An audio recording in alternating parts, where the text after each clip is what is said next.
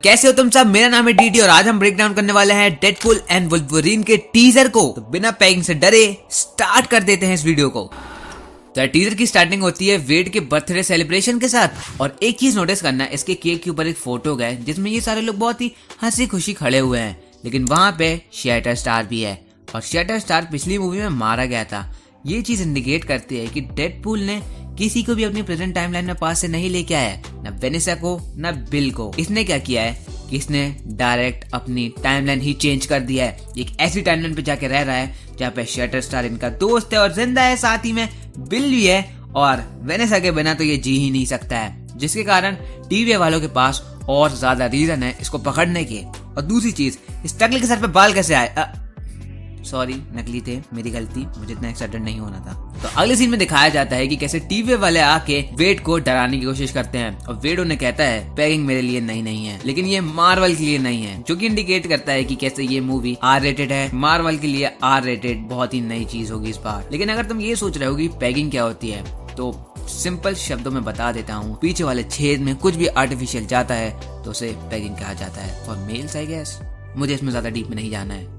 Joke aside, लेकिन तुम अगर यहाँ पे ये देखोगे कि टीवी वाले को जो सूट है वो पिछले प्रीवियस लोकी के सीजन 1 और सीजन 2 से बहुत ज्यादा अलग है, क्योंकि उसमें साइड में जो टाइम कीपर्स थे उनका एक लोगो या बैच टाइप का लगा हुआ था। लेकिन अब सीजन 2 के बाद जब उन्हें पता चल चुका है कि ये सारी चीजें फर्जीवाड़ा है, टाइम कीपर जैसा कुछ नहीं है और लोकी ही स्टोरी ऑफ गॉड्स है, वही हमारा देवता है, जिसके कारण उनके सूट को एक मेजर अपग्रेड मिला है। और इसके बाद वो लोग वेड को किडनैप कर लेते हैं और इस चीज पे ध्यान देना, वो लोग वेड को प्रूव नहीं करते हैं, किडनैप करते हैं, क्योंकि हम भी जानते हैं कि वेड एक बहुत ही ज्यादा वैल्यूएबल एसेट है किसी भी पर्सन के लिए जो कि पावर या अपना काम करवाना चाहता है, जो कि नियरली इम्पॉसिबल हो। जिसके कारण अगले सीन में हम देख सकते हैं कि ये चाचा वेड को अब चढ़ाएंगे चने के झाड़ पे। तुम खुद सुनो।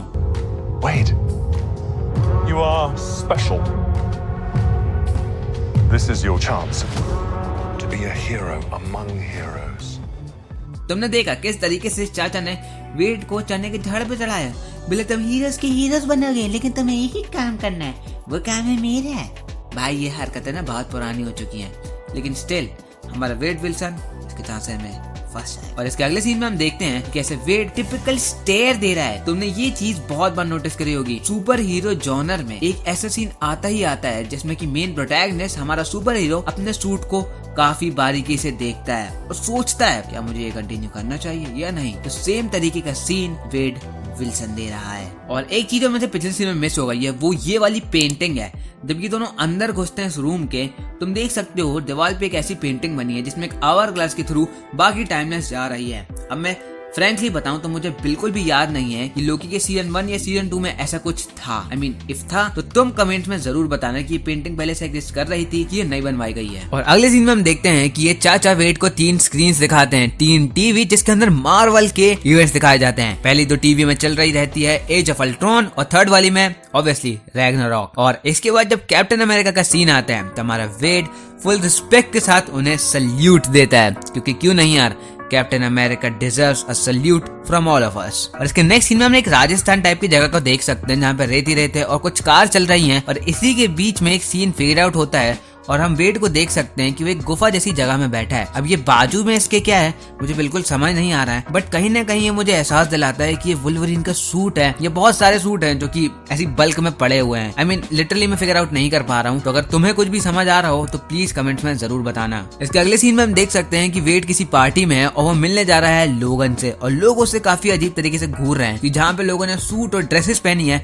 वहाँ पे हमारा वेड फुल फ्लैश्ड एक सुपर हीरो कॉस्ट्यूम में घूम रहा है। कहीं ना कहीं मुझे ऐसा लगता है कि ये बंदा जिसके पास वेड जा रहा है वो लोगन नहीं है। ऐसा जोक के तौर पे उसे बस दिखा देंगे और फिर ये कह देंगे कि ये लोगन नहीं था, बट मुझे ऐसा लगता है। तुम अपने थॉट्स प्लीज, मैं बार बार कह रहा हूँ, कमेंट में जरूर बताना कि तुम इस ट्रेलर और इन चीजों के बारे में क्या सोचते हो। इसके अगले सीन में हम देखते हैं कि डेडपूल यानी कि वेड विल्सन अपने आप को एज मसाया, मार्वल, जीसस कह के रेफर करता है। वो कहता है कि मैं इस सिनेमैटिक यूनिवर्स के लिए भगवान हूँ और मैं तुम्हारे एक छोटे से सिनेमैटिक यूनिवर्स को बचाने वाला हूँ। और कहीं ना कहीं ये बात सच भी है, क्योंकि जिस तरीके का डाउनफॉल एमसीयू का चल रहा है मूवीज को लेके, सिर्फ डेडपूल ही एक ऐसा कैरेक्टर मुझे लगता है कि जो इस पूरी हाइप को, इस चीज को उठा सकता है। और डेडपूल एंड वुल्वरीन काफी अच्छी मूवी रहेगी मार्वल को वापस ऑन ट्रैक लाने की। इस मूवी के साथ मार्वल का डेफिनेटली कमबैक होगा। और इसके अगले सीन में हमें डेडपूल का एक सूट अप दिखाया जाता है और ये सूट काफी ज्यादा वाइब्रेंट कलर के साथ है। जो हमने पिछली 2 मूवीज में देखा था उसमें वो कत्थे से कलर का था, लेकिन इसमें ये प्योर चटकता हुआ रेड है। और कहीं ना कहीं मुझे ऐसा ये लगता है कि ये सूट अगर टीवी में रखा है तो यानी कि ये किसी डेडपूल के प्रून्ड वर्जन का सूट है, ये किसी और वर्जन का सूट है जो इसे पहनाया जा रहा है, एक वेरिएंट का सूट है। और डेडपूल कहीं ना कहीं इस चीज को रेफर करेगा ही कि सूट तुम्हें मिला कैसे, ये आया कहाँ से, तुमने सूट को लेने के लिए कौन से वाले डेडपूल को मारा हुआ है। लेकिन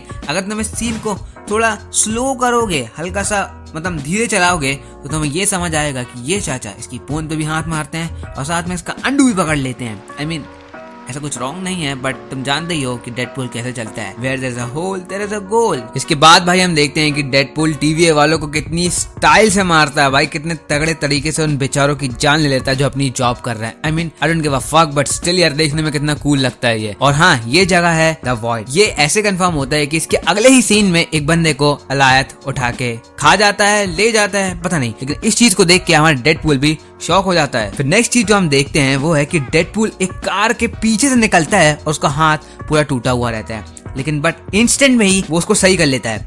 ये हीलिंग फैक्टर एकदम डेडपूल नहीं वुल्वरीन जैसा है, क्योंकि डेडपूल का हीलिंग फैक्टर हमने लास्ट 2 मूवीज में देखा है कि उसको हील होने में काफी ज्यादा टाइम लगता है, काफी ज्यादा नहीं तो बट थोड़ा बहुत तो टाइम लगता ही है, लेकिन यहाँ पे उसका हीलिंग फैक्टर एकदम इंस्टेंटली काम कर रहा है। मतलब उसका हीलिंग फैक्टर अब और भी ज्यादा स्ट्रॉन्ग हो चुका है, या वो वॉइड में है इसके कारण, ये हमें मूवी देखने पे ही पता चलेगा। इसके बाद हमें कुछ एक्शन सीन दिखाए जाते हैं जो कि बहुत जल्दी पास हो जाते हैं, लेकिन इन्हीं के दौरान हमें डेडपूल को एक कार में बैठा हुआ दिखाया जाता है। ये वही कार है जिसके बाहर वो फेंका जाएगा बस कुछ सेकंड्स के अंदर, और ये रहा वो सीन। लेकिन हमें इसी के बीच में एक रैंडम कैरेक्टर दिखाया जाता है जो कि पूरा साइकोटिक और पागल लग रहा है और ये कह रहा है कि ये चीजें कितनी मजेदार है। जितनी भी मजेदार हो, ये बंदा मुझे एकदम चीज क्लियर वाली वाइब दे रहा है और प्लीज अलायत इसे उठा के ले जाओ और इसे मार दो। उसके नेक्स्ट सीन में ये वाला सीन जब वेडो ने कहता है कि अरे लोगों ऐसे हाथ करके, ये एग्जैक्टली पैरेलल है हमारे डेडपूल 1 वाले सीन में, जिसमें स्टार्टिंग सीन में उनको रोकता है, गोली गिनता है और सबको बहुत ही धांसू तरीके से मार देता है। आई होप वो इस सीन को रिक्रिएट जरूर करें, लेकिन इस बार टीवी वालों के साथ। और लास्टली एंट्री होती है हमारे वुल्वरीन की। हमें उसे एग्जैक्टली दिखाया नहीं गया है, बस एक छोटा सा झलक मिलती है, वो भी उसके पीठ बैक साइड की। लेकिन कैसा होता है कि वो आता है, उसकी परछाई हमें दिखती है, अपने क्लॉज निकालता है और स्ट्रेट जाता है डेडपूल को पेनिट्रेट करने के लिए, आई मीन छाती में पेनिट्रेट करने के लिए। और यहीं पे हमारा टीजर होता है। तो यार ये जरूर बताना कि तुम्हें ब्रेकडाउन कैसे लगा, कि मैंने पहली बार ट्राई करा है तो इट्स न्यू फॉर मी। और मैं अपने हिसाब से बताऊं तो ये टीजर मुझे काफी ज्यादा पसंद आया है। स्टोरी के बारे में इसने ज्यादा कुछ रिवील नहीं करा येट, इसने हमें बहुत ज्यादा एक्साइट कर दिया है और हमें एक भी कैमियो नहीं दिखाया गया है, क्योंकि रूमर ये आ रही थी कि इसमें 30+ कैरेक्टर्स का कैमियो होने वाला है, और जिसमें से भी हमें एक भी नहीं दिखाया गया है। शायद दिखाया हूँ, मैंने मिस कर दिया हूँ, लेकिन अगर तुमने कैच किए हैं तो कमेंट्स में जरूर बताना। तब तक के लिए मैं मिलता हूँ तुमसे बाद में। Please comment your thought down below.